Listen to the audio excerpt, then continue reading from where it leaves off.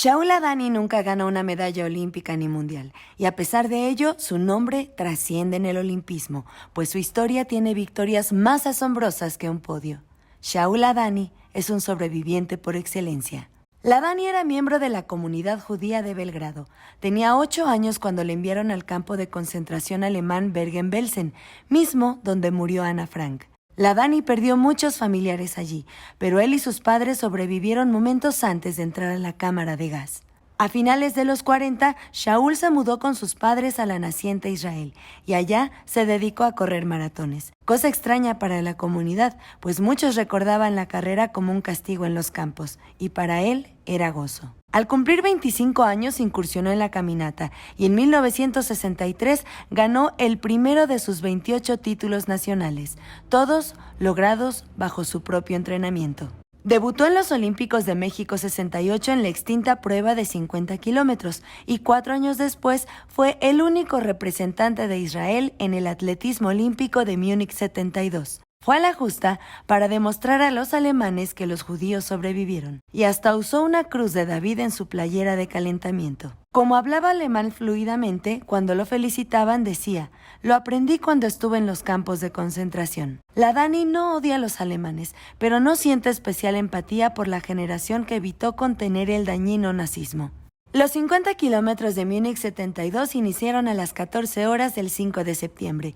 3 minutos antes de las 6 de la tarde, Bernhard Kannenberg de Alemania Federal ganó oro. Shaula Dani cruzó la meta en 4 horas, 26 minutos y 38 segundos para terminar en el sitio 19. Estaba exhausto, pero por la noche acudió con el equipo a una obra en el Centro Israelí de Enseñanza de Múnich y ya pasada la madrugada regresaron a la Villa Olímpica. Horas después, un grito lo despertó.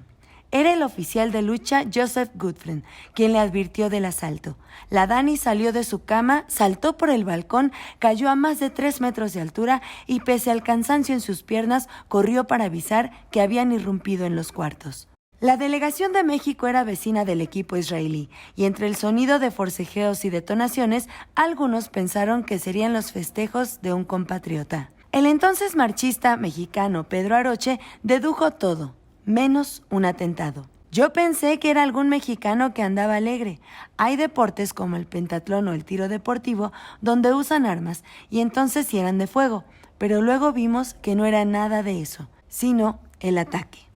La Guerra Fría dividió a Alemania. Múnich, capital de Baviera, al sur de Alemania Occidental, recibió los Olímpicos y el gobierno germano quería erradicar la memoria de aquellos Juegos de Berlín 36 cuando Adolfo Hitler fue anfitrión del evento y desplegó sus erráticas ideas de la supremacía aria. Luego desató la Segunda Guerra Mundial. 36 años después, el comité organizador de Múnich 72 se esmeró por ser más amigable y abierto. Aminoró los controles de seguridad para no militarizar el evento, y ese fue el hueco y la puerta abierta al terrorismo en el mundo olímpico. El Grupo Septiembre Negro conoció cada rincón de la Villa Olímpica con apoyo de los movimientos neonazis, y en la madrugada del 6 de septiembre, vestidos con ropa deportiva, cruzaban la barda para entrar, algo que frecuentemente hacían los atletas por las noches para evitar los regaños de los pocos guardias. Así que cuando competidores estadounidenses los vieron, les ayudaron a pasar. El grupo llegó a las habitaciones de los deportistas de Israel. El entrenador Moshe Weinberg escuchó que abrían la puerta e inició el forcejeo. Antes de ser asesinado, alertó a los deportistas y 5 escaparon, entre ellos Shaula Dani. Con el secuestro demandaban la liberación de 234 civiles prisioneros palestinos en cárceles israelíes, además de la liberación de 2 integrantes del Ejército Rojo, apresados en Alemania. La toma se consumó a las 6 de la mañana y aunque Alemania accedió a la petición que les correspondía, a las 11:15 el gobierno de Israel dijo que no negociaría con ellos y eso dejó en entera responsabilidad al gobierno alemán, que mundialmente todavía era sojuzgado por el Holocausto.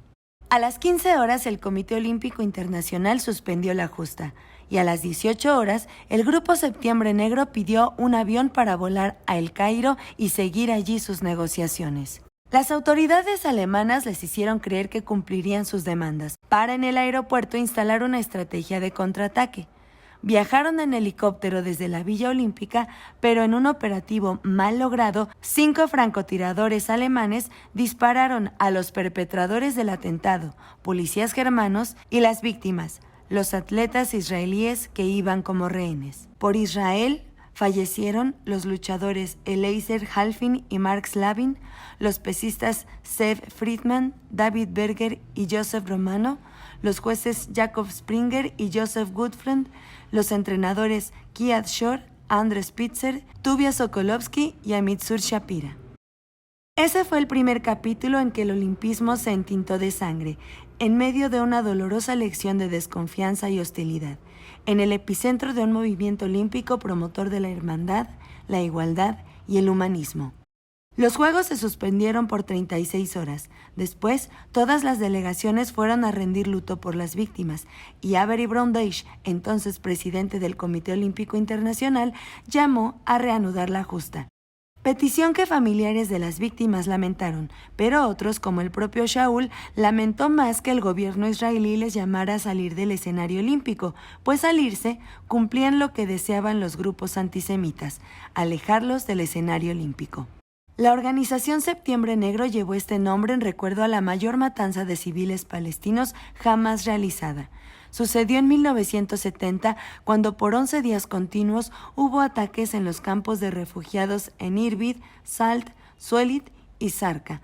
No se sabe la cifra exacta, pero se estima que hubo entre 5 y 10,000 palestinos asesinados. Mientras, Israel realizó una operación con el Mossad para matar a todos los integrantes del grupo Septiembre Negro que perpetró el atentado y que habían sobrevivido en Múnich 72. En los Juegos de Tokio 2020 se guardó un minuto de silencio en honor a los israelíes que fueron víctimas del ataque. Sus deudos pidieron al gobierno alemán una compensación por sus muertes que se tradujo en 28 millones de euros, donde el gobierno federal aporta 22.5, el estado de Baviera da 5 millones y Múnich agrega 500,000 más. Los fallecidos recibieron además un homenaje en el aeropuerto de Fürstenfeldbruck, donde dieron sus últimos respiros. Mientras, Shaul Adani continuó su vida para seguir escribiendo una historia asombrosa. Meses después de sobrevivir por segunda vez a su estancia en Alemania, ganó los 100 kilómetros de caminata en Suecia. Especialista en la ultradistancia, Ladani es además maestro en ingeniería industrial en la Universidad Ben Gurion y autor de muchos libros y artículos escolares científicos. En 1997 publicó su autobiografía, La caminata hacia el Olimpo, y en 2007 recibió la medalla Pierre de Coubertin. El 2 de abril de 2022 cumplió 86 años y cada año, en su cumpleaños, camina en kilómetros lo equivalente a su edad.